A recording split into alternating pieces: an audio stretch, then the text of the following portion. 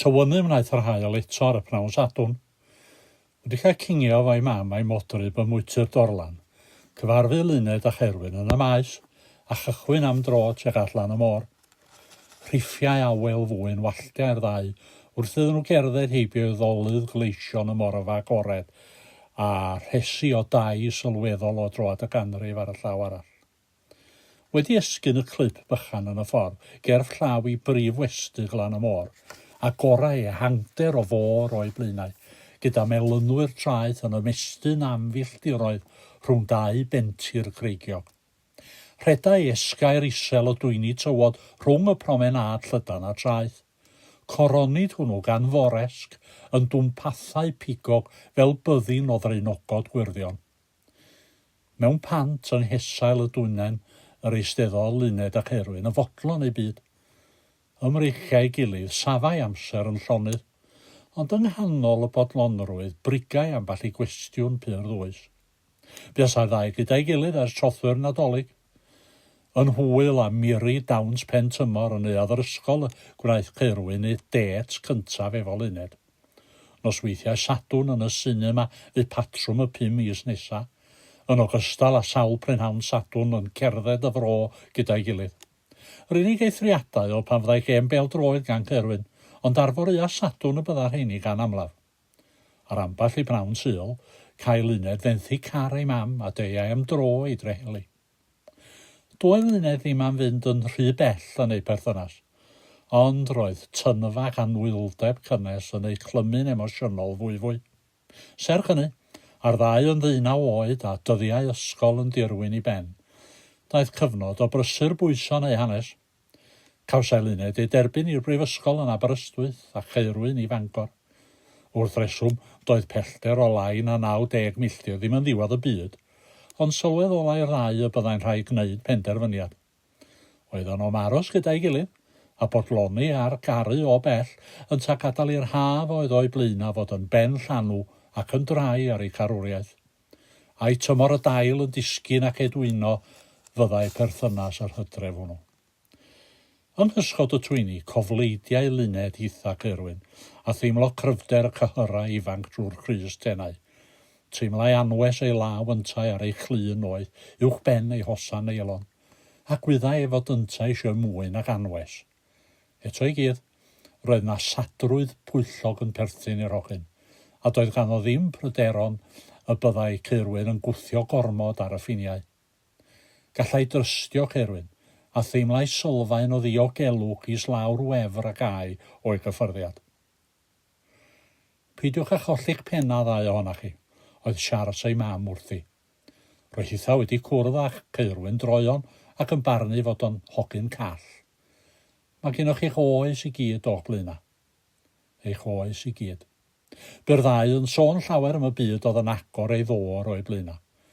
Roedd cyfnod ysgol yn darfod, a'r ddau yn edrych ymlaen o ddifrif at fynd i'r brifysgol. Bu Luned yn meddwl yn aml am y profiadau newydd ag ai yn Aberystwyth, lle newydd, ffrindiau newydd, a phwy wyr. Dwi'n caru Caerwyn, beth ydy cariad go iawn. Doedd Luned erioed wedi mynd allan efo hogyn am gyfnod mor hir o'r blaen, fel y 5 mis y bu efo Caerwyn. Oedd wedi profi digon i allu dweud i bod hi mewn cariad. Teimlai Caerwyn ei gorff yn ymateb yn daer i gyffyrddiad croen cynnes Luned dan ei law. Gwyddai fod yn dyheu amdani a chysanodd hi yn llawn angerdd. Rwyt ti ar ganol dysgu dreifio, daeth llais cryf ei dad i'w gof yn sydyn. Mae gen car frec sy'ch di fedru stopio. Mae gen titha frecs pa fyddi di efo hogan. Gwna'n siŵr dy fod i'n iwsio nhw. Meddwl am yr hogan bob amser.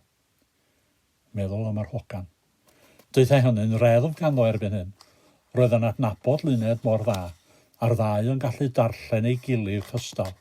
Dim mecanwaith periannol oedd y brec bellach, a'i cyrff wedi clymu'n gynnes, gallai'r ddau synhwyro pa bryd i lacio'r cwlwm. Y prynhawn hwnnw ar draeth Treheli, edrychai cynfas y byd yn eang a llawn posibiliadau i'r ddau. Ond dim delweddar rhamantaidd oedd ganddyn nhw o'r byd. bod fflach o'r amant neu antur bosib yn dod weithiau wrth nhw feddwl am ei lle yn y degawd ifanc hwn, y 60au. Doedd Caerwyn a Luned ddim yn gweld popeth o'i gwmpas drwy'r un sbectol. Cefndir teuluol oedd rhan o'r achos. Cefnogwyr y blaid lafur fe asau teulu Caerwyn ers degawdau a'i dad Edwyn Rolands yn yrw tren ac yn ysgrifennydd y gangen leol o undeb y gweithwyr rheilffordd. Ei bryder mawr oedd y pryd oedd y bygythiad gan Lywodraeth Doriaidd y Dydd i gau rhannau helaeth o'r rhwythwaith rheilffordd a nifer o rheini yng Nghymru. Aelodau y Blaid Cymru oedd rhieni Luned, ac wedi ymuno o'r blaid yn sgil llosgi'r Ysgol Fomion Llŷn yn 1936. Boddi pentref Capel Celyn gan ddinas Lerpwl ar gyfer cronfa ddŵr Llyn Tryweryn fyddai'r testun llosg mwyaf ganddyn nhw ers rhai blynyddoedd. Eisteddodd y ddau am ychydig yn edrych allan i'r môr, a Caerwyn yn plethu o fores gytwyni rhoi fysa. O pobl yn gwneud matiaf ar hynna talwm, meddwl Luned gyda Gwen. Mi fydd pethau newid i ni ar ôl yr ha yma, oedd sylw Caerwyn yn synfyfyriol. Ond eto, yna gwestiwn di-ofyn yn ei lais. Mae lot o bethau newid cer, bob dim ma'n debyg. Siw braidd y cei di Lywodraeth lafur ar ôl elecsiwn nesa. Ond go brin y bydda hynny'n stopio Tryweryn arall. Mi fydd gen ni ysgrifennydd gwladol, mi geith Cymru fwy o lais yn Llundain. Ond pam dylai dyfodol Cymru cael ei phenderfynu yn Llundain? Miwn i bod na Gymru da yn y blaid lafur, ond Prydain fawr sy'n dod gyntaf bob tro. Wedi saib at Luned yn ei blaen. Falla na dim yn y Senedd y bydd pethau'n digwydd yn y dyfodol. Drychodd Caerwyn yn sy'n ni. Be, chwthu pethau fyny, rhyw fath o Tryweryn? Dim diolch a fawr. Oes, mae gen o'r hogian a ddigon o guts, ond bet os a pobl yn cael ei lladd lyn. Dyna di'n dyfodol ni. Na dim am y ffrwydro dwi'n sôn. Mae yna ffordd well. Clwys dim o'r ddarlith radio Saunders Lewis, na ddo. Am ddyfodol yr iaith, na ddo. Dim ond cael ei hanas i gyn ti a chryw o blaid. Bydd yna brotest yn Aberystwyth. Fuan ar ôl i mi fod yna am gyfweliad. Dwsina bobl yn ista ar y ffordd a chau pontre fechan i brotestio yn erbyn agwedd y swyddfa bost at y Gymraeg. Bydd Caerwyn yn dawel am eiliad neu ddau. Faint o fania post gafodd ei stopio, yn ta ceir a fania pobl gyffredin oedden. Dim dyna'r pwynt. Protest gwbl heddychlon oedd hi, dim difrod, dim trais. Mi alla ti alw'n daro'r post i'r parad lwan. O, reit, taro'r post. Gwranda, Lyn. Mae protestwyr dos hawliau pobl ddion yn America wedi bod yn gwneud yr un math o beth. Ond maen nhw'n cael ei waldio at waed gan y plismyn yn aml. Edrychai Luned yn dair yna. Ond mae hynny'n cryfhau hachos nhw cer. Mae o'n tynnu sylw'r byd at yr anghyfiawnder.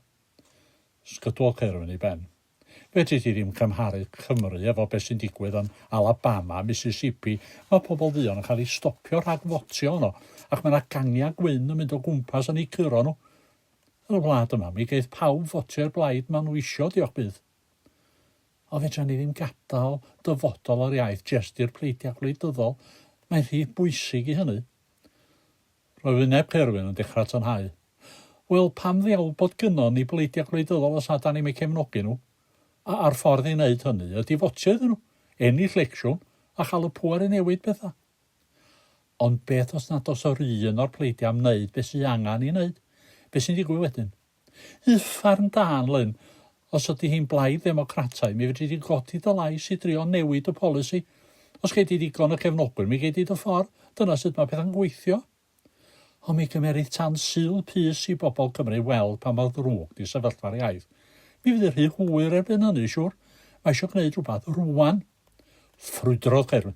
Felly wyt ti eisiau ddyrnaid o bobl heb gael ei dewis gan neb o'n nhw hynna, gael penderfynu pethau dros bawb arall. Roedd Luned yn cochi erbyn hyn. Dydy mudiadau protest ddim yn penderfynu dim cer. Gwneud i bobl feddwl maen nhw. Meddwl a dyn nhw fodlon ar bethau fel maen nhw. Ta dyn nhw isio newid. Ac os nad i pobl isio newid, ydy'r protestio'n stopio, ond ta'n mynd y fwy ymosodol fydd. Pryd fydd yr istail awr yn troi'n gwffio neu yn fomio. Cododd Luned a hel y tywod oddi ar ei dillad fel tasa'n waldio pry o forchi. Sdim gobaith mil i Gymru os fe rhaid ni ddisgwyl i chdi at y blaid lafur wneud rhywbeth. Dwi'n mynd adra, welai dyn yr ysgol dydd Llyn. Heb air pellach, stryffaglo dros y twyni mores ac ar hyd y profenad tri ar dre. Petrusodd Caerwyn. Na, uffar o beryg, dod oedd yn mynd i'r redag ar ei holi. Mi geith i ddod at ei choed dros y sul. Dros beint efo'r hogia bydda Caerwyn yn treulio'r nos Sadwrn honno. Fore llun yn yr ysgol, roedd yr oerni rhwng Luned a Caerwyn yn destun siarad, nad oedd yr un o'r ddau wedi sôn fy ffrau wrth neb. Gofynodd un o ffrindiau Luned yn blaen i.